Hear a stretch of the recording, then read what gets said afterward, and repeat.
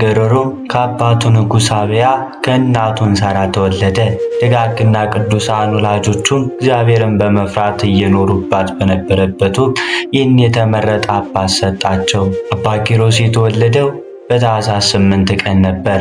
ጻድቁ አባት በቅድስና ሕይወትና ትጋት ማዕረግ አባ ኪሮስ ከመባሉ በፊት ጲላሶር ተብሎ ይጠራ እንደነበር ታሪኩ ይገልጻል። ቅዱሱ ከታላቅ ወንድሙ ቴዎድሮስ ጋር በሚኖርበት ጊዜ አባቱ ስለሞተ ሀብቱን ከወንድሙ ጋር በመካፈል ለድሆች መጸወተ። መንፈስ ቅዱስ ኪሮስ ብሎ ጠራውና ለብዙዎቹ አባት ትሆናለህ፣ በቃልም ክርዳድ ይነቀላል።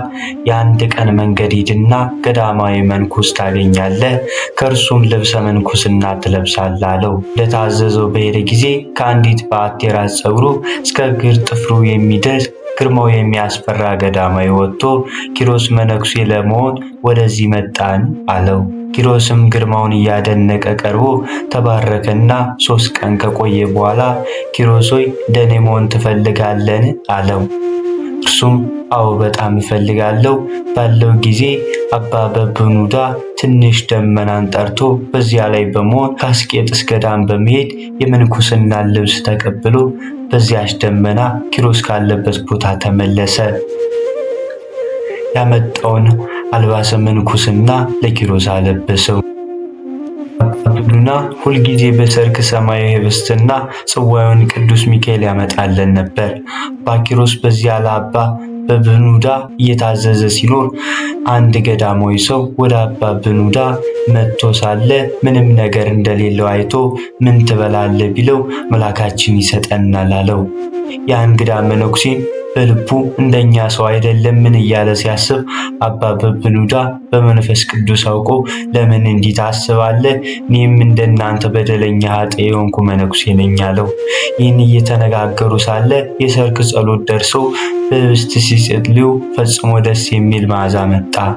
ወዲያውም የተዘጋጀ ህብስትና ጽዋ ወይን ይዞ ቅዱስ ሚካኤል ሲመጣ አየውና ተቀበለው። የእንግዳ መነኩሴ ግን አላየውም። አሁንም አስቀድሞ ያልነበረ ይህን ጽዋና ህብስት ከየት አገኘው? ይህ ባህታዊ መሰሪ ነው እያለ አሰበ። አባ በብኑዳ ለምን እንዲህ ክፉ ታስባለህ አለው። መነኩሴውም አድንቆ ተቀምጦ መመገብ ጀመሩ። የእንግዳ መነኩሴ ግን ከዚህ ህብስተ ሰማይ ቆርሶ በልብሱ ደብቆ ወደ አስቄጥስ ገዳም ሄደ። በዚያ ያሉ መነኮሳትንም ሰብስቦ ያን በረድ የሚመስል ህብስተ ሰማይ ያሳያቸው። የታገኘው ቢሉት በዮርዳኖስ ገዳም ውስጥ በብኑዳ የሚባል መሰሪ ሰው አለ፣ ኑ ተከተሉኝና ታመጡ ዘንድ ወደዚያ ልውሰዳችሁ አለው። ይህን ሲነጋገሩ ቅዱስ ሚካኤል መጥቶ ይችን የህብስት ቁራሽ ወደ ሰማይ ወሰዳትና በልዑል ፊት ሰገደ። እግዚአብሔርም መልካም አገልጋይ ሆይ የተቀደሰውን ለውሻ የሰጠ በብኑዳ ክፉ አደረገ። ስለዚህም በአንበሳ ተሰብሮ እንዲሞት አደረጉ። ይህም በረከት ይከለክላል። ይህንንም ህብስት በበረሃ ላለ ፊልሞና ለሚባል መነኩሴ እስከ ዕለተ ሞቱ ሲሳይ እንዲሆነው ስጠው አለው። ቅዱስ ሚካኤልም እንደታዘዘው አደረገ። የአስቄጥስ ገዳም ቅዱሳንም ያን መነኩሴ እኛን ማን መምህርና ፈራጅ አድርጎ ሾመን አሉት። በዚያን ጊዜ አዘንና ወደ ማደሪያው ሄዶ ታንቆ ሞተ። አባ በብኑዳ ይመጣለት የነበረው መና ተከለከለ። 3 ቀንም ምንም ሳይቀምስ ከቆየ በኋላ ያለቀሰ አባ ኪሮስን ልጅ ሆይ ሰይጣን ወደ ማደሪያችን ገብቷል፣ ያገኘን ይህን ነገር ምንድን ነው አለው። አባ ኪሮስም ያ መነኩሴ መጥቶ ከሄደ በኋላ እግዚአብሔር ተቆጥቷል አለው። አባ በብኑዳ የእግዚአብሔር ፈቃድ ይሁን አለ።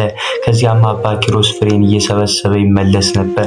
አባ በብኑዳ ግን በቀንም የሆነ በማታ ከበዓቱ ሳይወጣ ይጸልይ እንደነበር መንኮራኮር የሚሰግድ ነበር። አባ ኪሮስም እንዲህ እያለ ሲኖር አንድ ቀን የዕለት ሲሳይ ፍለጋ ወደ አንድ ሀገር ሂዶ ሳለ የኬልቄዶን ንጉሥ ሞቶ ሕዝቡን ሁሉ እየጮሁና እያለቀሱ ምድር እየረገጡ በብዙ የፈረሰኛ ሰልፍ ተሰልፈው በአስከሬኑ ላይ ድባብ እየዘረጉ ካህናት በማዕጠንት በፊቱና በኋላው እየዘመሩ ባየ ጊዜ አንዱን ሰው ይህን የማየው ምንድን ነው ብሎ ቢጠይቀው የኬልቄዶን ንጉሥ ስለሞተ ነው አለው። አባ ኪሮስም ለሞተ ሰው ይህን ያክል ይደረጋልን? እኔስ ንጉሥ ለልጁ ሰርግ ያደረገ መስሎኝ ነበር አለ። ይህን ብሎ አልፎ ፍሬ ሰብስቦ ወደ ማደሪያው ወደ አባ በብኑዳ በደረሰ ጊዜ አጽሙ በየቦታው ተበታትኖ አንበሳ ሲበላው ባገኘ ጊዜ በጣም አምርሮ እያለቀሰ ጌታዬ ሆይ ለምን እንዲህ ታደርጋለህ? በፍርድ መልካም አይደለም። በመንግስት በመብልና በመጠጥ በደስታ የኖሩትን በክብር እንዲቀበሉ ታደርጋለህ። ስለ አንተ ሲሉ አባትና እናትን ሚስትንና ልጆችን ደስታን ሁሉ ትተው በተራራና በዋሻ በጾምና በጸሎት የኖሩትን ደጋግሞ ስጋቸውን ለዱር አራዊት ትሰጣለህ። የአንተ ፍርድ ነገር ላልሰማ እንዳልነሳ ሕያው ስምን ብሎ መሬት ላይ ተኛ። 40 ዓመት ሲሆነው ግማሽ ስጋው አለቀ። ጌታችን ኢየሱስ ክርስቶስ በመልአክ አምሳል ተገልጾ ተጋዳይ የሆንክ አርበኛ ኪሮስ ሆይ ሰላም ላንተ ይሁን፣ ተነሳ አለው። ኪሮስም አንተ ማነ? መልአከ እግዚአብሔር ከሆንክ በስመ አብ ወወልድ ወመንፈስ ቅዱስ አሐዱ አምላክ በል አለው። ጌታችንም በስመ አብ ወወልድ ወመንፈስ ቅዱስ አምላክ አለ። ኪሮስ በመነሳት ባቃተው ጊዜ ምድርን ስጋውን አትያዥ ባላት ጊዜ ፈጥኖ ተነሳ። ኪሮስን ጌታችን እንደሆነ አወቀው። መላ ሰውነቱ እንዳበሰው ሰውነቱ እንደ ሕፃን ሆነ። በምድር ላይ ሰግዶ ጌታችን እንደ መብረቅ ሲለወጥና እልፍ አእላፍ መላእክት ሲያገኟቸው አየ። ጌታችንም ኪሮስ ሆይ አንተ ሚስትን ልጆችን መንግስትን የተውህ የማርያም ልጅ ኢየሱስ ነኝ። ስለ ሁሉ ብዙ የብዙ ታገኛለህ። በምድር ላይ እንዳንተ ትዕግስትን የለበሰ አላገኘውም። ለዚያ እንግዳ መነኩሴ ቅድሳቴን ለምን ሰጣችሁት? ስለዚህ ነው የበብኑዳን ስጋ ለአራዊት የሰጠሁት። በዚህ ምክንያት በፊቴ እንዳይወቀስ ነው። ለሁሉ ስራ ፍዳ አለውና መልአኩ በምድር ላይ ገሰጸው ሰው ብፁዕ ነው ያለውን አልሰማምን? ኪሮስ ጌታዬ ፍርድህ ቅን ነው አለ። ጌታችን ከዚህም በኋላ የነፍስን ከስጋ መለየት ታይ ዘንድ በገዳማት ሂድ፣ ከዚያም ወደ ማደሪያ ተመለስ ብሎ ተሰወረ። ኪሮስ በጌታችን ታዞ በደብረ ባሳላት በደረሰ ጊዜ ቤተክርስቲያንን ተሳልሞ የእመቤታችን ስዕል አይቶ ከዓይኖቹን እንባ እያፈሰሰ እመቤቴ ሆይ አስቢኝ አላት። ስዕሊቱም ኪሮስ ሆይ በመምጣት መልካም ነው፣ የአባትህን አጽም ትጠብቅ ዘንድ ወደ ማደሪያ ተመለስ አለችው። ይህን ሰምቶ ከስዕሏ ፊት 700 ስግደት ሰገደ። በዕብራይስጥ ቋንቋም እንግዳ ነህና በቃ በምሕረት መዝገብም ተመዝግቦልሃልና የሚል ቃል ሰማ። ከዚህም መስፈርስ የሚባል ሕማም ለብዙ ጊዜ የታመመና በምድር ላይ የወደቀ ሰውን አገኘ። በራስጌው ቅዱስ ሚካኤልን፣ በግርጌው ገብርኤልን፣ በቀኙም ሩፋኤልን፣ በግራው ሰዳክኤልን በክንፋቸው ጋርደው ታየ። እነርሱም በገዳዮች ፊት ሞትን የማይፈራ ሆይ እንዴት ነህ ብለው ሰላምታ ሰጡት። እርሱም አድንቆ በልዕልና ነዋሪዎች ሆይ በዚህ ለምን ተቀመጣችሁ አላቸው። እነርሱም ይህን ድሃ እንድትጠብቀው ከእግዚአብሔር ታዘላል አሉት። እስከ መቼ ቢሏቸው አምላካችን እስከሚያሳርፈው ድረስ ብለውታል። ከዚህም በኋላ ወደ ታመመው ተመልሶ በዚህ ቦታ ከኖርህና ከታመምክ ምን ያህል ዘመን ነው ብሎ ጠየቀው። በሽተኛውም በዚህ ቦታ ስኖር 85 ነው አለው። ከታመምኩ 20 ዓመት ነው አለው። መልሶም አበምኔቱም የገዳሙ መነኮስ ይጎበኙሃል አለው። በሽተኛውም አባቴ ሆይ የዓለም ፊታቸውን ካየው 18 ዓመት ነው አለው። አባ ኪሮስም አባትህ ማን ነው? እናትስ ማን ናት? ብሎ ጠየቀው ጊዜ አባቴ ኬልቄዶን ንጉሥ ነው፣ እናቴም ንግሥት ናት። በአባቴ ቤት እያሉ ሰዎች ወርቁንና ብሩን ቀጭኑንም ልብስ ከብዛቱ የተነሳ በእግሮቻቸው ይረግጡታል አለው። ጥያቄውን በመቀጠል ወደዚያች ገዳም ማን አደረሰ ብሎ ጠየቀው። እርሱም እንዳንተ ያሉ 2 ሰዎች ወደ አባቴ ቤት መጥተው ከዚያ አደሩ። ኩሌሊትም ሲሆን ፊቱ ብሩህ የሆነ ሰው ወደ እኔ መጥቶ ሚሳኤል ብሎ ጠርቶ ሲነጋ ተነስተ ከእነዚህ ቅዱሳን ጋር ሂድ አለኝ። እኔም ወጥቼ ወደዚህ ገዳም ደረስኩ አለው። ኪሮስም የአባቱን የበድኑንና የእናቱን ቤተ መንግስትን እየተው የመነኑ ቅዱሳን ውቴት እያነሳ አጽናናው። እግዚአብሔርም የሚወደውን ይገስጻልና አታድንቅ አለው። ያ በሽተኛ ሚሳኤልም እውነት ነው፣ ለእኔ ይገባኛል፣ ስለ ኃጢአት የሚን ተቀበልኩ ብሎ መልሶም ዝም አለ። ያን ጊዜ በሞት ያሰናበተው ዘንድ አባ ኪሮስ ወደ እግዚአብሔር ጸለየ። ጌታችንም በክብር መጣ። ጌታችንም አባ ኪሮስን ምን ያህል እንደምወድ የመላእክት ሰራዊት ያዩና ያውቁ ዘንድ ይችን የገነት ተክል አበባ ከእጄ ወስደ በፊቱ ላይ ጣል አለው። ኪሮስም እንዲሁ አደረገ። ያን ጊዜ የበሽተኛው የሚሳኤል ነፍስ ያለ ጸር በፍጥነት ወጣች። መድኃኒታችንም ተቀብሎ ሳማት። ከእርሱ ጋርም በብርሃን ሰረገላ ውስጥ አስቀምጣት። አውጥቶም በሰማያዊ ክብር አኖራት። አባ ኪሮስም አለቀሰ። አባ ኪሮስም የገዳሙ መነኮሳት ያን በሽተኛ ቅበሩት ሲላቸው ፈቃደኞች ባለመሆን እያንኮራኮሩ ነበር። አራቱ የመላእክት አለቆች ስጋውን በከርቤና በሚያጠኑ የገዳሙ መነኮሳትን የሚሸተን ምንድነው? ይህ መነኮስ ስራዬን ያውቅ የሆነን ተባባሉ። ስራውንም በገዳሙን በእንግዳ መቃብር ቀበሩ። ከመቃብሩም ጥሩ ውሃ ፈለቀ። በለበሽተኞች ፈውሰና። አባ ኪሮስም እነዚያ መነኩስ በክንፋቸው ስራቸው ገሰጻቸው። መከራም ይመጣባቸዋል አላቸው። ሊወግሩት ድንጋይ ባነሱ ጊዜ ሰረገላ መጥቶ ወደ ማደሪያው አደረሰው። በመንግስቱም ሽፍቶች መጥተው የዚያን ገዳም መነኮሳት በሙሉ ፈጇቸው፣ ገዳሙንም አቃጠሉት። አባ ኪሮስ በበዓቱ ሆኖ ሰራዊተ ጽልመት እነዚህን ክፎች መነኮሳት ነፍሳት እያቻኮሉ ወደ ሲኦል ሲወስዷቸው አይቶ ይገባቸዋል አለ። በኋላ ግን እነዚህን ሰውታን አሳቱኝ ብሎ እግዚአብሔር ይምራቸው ዘንድ 40 ቀንና 40 ሌሊት ጾመ። አልመራቸውና አትድከም የሚል ቃልን ሰማ። ከዚያም ከጋለ ድንጋይ ላይ ተኝቶ ስጋው በእሳት እንደተጠበሰ እስኪሆን ቆየ። ቃልም አልመራቸውምና አትድከም አለው።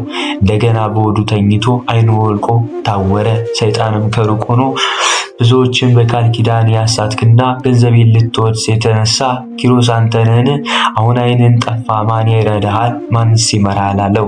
ይህን ሲሰማ አባ ኪሮስ ወደ ጌታችን ፈጽሞ እያለቀሰ ጸለየ። ጌታችንም ወደ እርሱ መጥቶ ኪሮስ ሆይ ሰላም ላንተ ይሁን። በእውነት አንተ ሰው ወዳጅ ነህ። ድካም ሁሉ በኢየሩሳሌም ሰማያዊት ተመዝግቧል። ልጁን በስምህ ለሚጠራ በእምነቱ ሆኖ የገድልን መጽሐፍ የጻፈ ያነበበ በባጣን ለቤተ ክርስቲያንን የሰጠውን ለአንተ አስራት ይሁን ዘንድ ሰጠው። ካንተም ጋር ባሕረ እሳትን ይለፍ ደስም ይልሰኝ አለው። ይህንኑ ብሎ ራሱን በእጆቹ ይዞ ፈወሰው። ቅዱስ ኪሮስን በፊትም ሞገስ ካገኘው እነዚያን መነኮሳት ማረልኝ አለው። ጌታችን የሚያመጧቸው ዘንድ አዘዘ። ነፍሳቸውን ከስጋቸው ጋር አዋህዶ አስነሳቸው።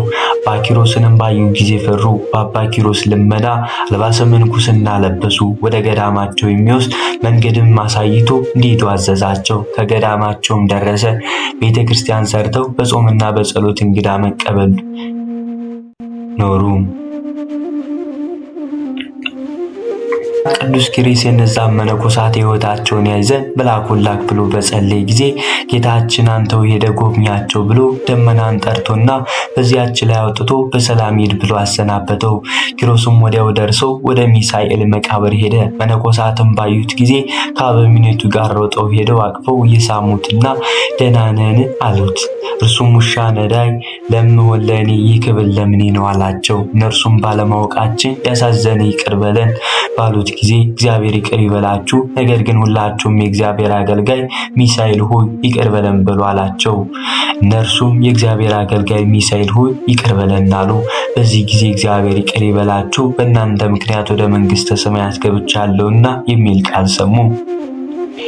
ለእርሱም ይህን የናቅነውን የጣልነውን ሚሳኤል አይደለምን ብለው እያደነቁ አጽሙ ወደ ቤተ ክርስቲያን ውስጥ ሊያስገቡት በፈለጉ ጊዜ ባለበት ተዉት። ነገር ግን በጸሎቱ ትጠቀሙ ዘንድ ተስካሩን አድርጉ አላቸው። እርሱም እየመከራቸው ወደ ቤተ ክርስቲያን ደረሱ። አባ ኪሮስም የክርስቶስ ማደሪያው ሆይ ሰላም ብሎ በተሳለመ ጊዜ በአከ ፈላሲ ክቡር መጻተኛ ሆይ ሰላም ስላለው አደነቀ። አባ አበምኔቱም በቤቴ እደር ብለውም አይሆንም ብሎ በሚሳኤል ማደሪያ በነበረው አንጻር ሄዶ አደረ። በመንግስቱም ከእንግዲህ ወዲህ በመንግስተ ሰማያት እንጂ በዚህ ምድር አንተያይምና በጸሎታችሁ አስቡኝ ብሎ ተሰናብቷቸው ወደ ማደሪያው ተመልሶ አጋንንትን ኑ ሲላቸው እየመጡ ሂዱ ሲላቸው እየሄዱ ሲገዛቸው ኖረ።